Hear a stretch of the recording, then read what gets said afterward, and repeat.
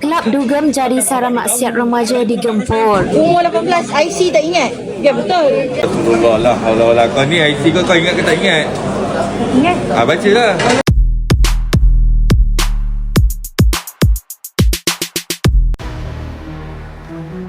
Serbuan Jabatan Imigresen Malaysia ke atas sebuah kelab dugem di sekitar Choket membongkar aktiviti tidak bermoral di premis hiburan itu membabitkan remaja bawah umur dan golongan belia beragama Islam. Serbuan bermula kira-kira jam 3.30 pagi itu dijalankan sepasukan pegawai dan anggota daripada bahagian penguatkuasa Gym Kuala Lumpur bersama Dewan Bandaraya Kuala Lumpur di BKL. Pemeriksaan dokumen pengenalan diri mendapati sejumlah remaja bawah umur turut berada di dalam pusat hiburan yang menyajikan lagu dugem itu sambil menikmati minuman keras.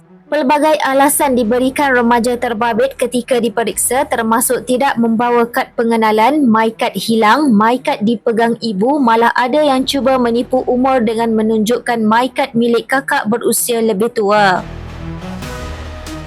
Umur 18, IC tak ingat? Ya betul. IC awak hilang. IC, no IC pun tak ingat macam mana? My JPJ ada? Tak ada, kita ambil terus. Awak tak ada IC, kita ambil. Tak, IC saya hilang. Saya ada nombor IC. Nombor IC semua orang boleh hafal. Apa ada membuktikan ada IC tu? Tahun KL lah. Tahun KL. Baca nombor IC kau. 08. Saya dah genap.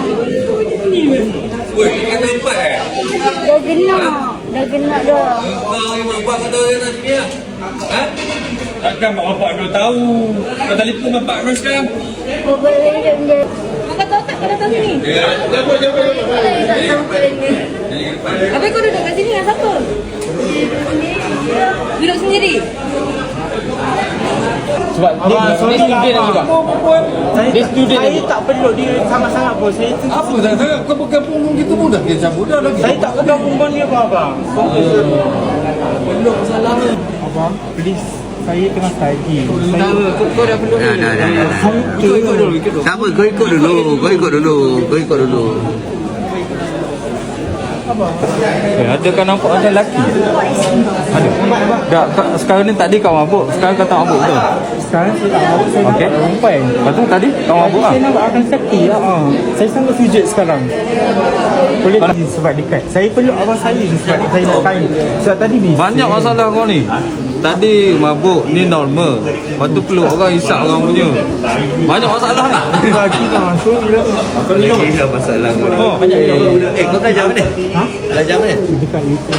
Ha? Dekat itu. UTS. Dia apa tu pahat? Ya. Aku suruh baca IC. Bukan umur kau. 09 Ha. 121 Kau ni IC siapa kau pakai ni? tak tua tak punya. La ilaha illallah Muhammad Rasulullah lah, haula wala. Kau ni IC kau ingat ke tak ingat? Ingat? Baca lah. 0911 40 2222. Umur kau berapa? 17. Kau dah habis sekolah belum? Oh, ni pun sama. Bah, 17 bah. 17. 17 sana. Ni balik. Muhammad Saad bin Muhammad Yusof, Muhammad Syarif Hadi bin Zazali, Ramandip Singh, Rohan Syir, anak lelaki Amrit Singh.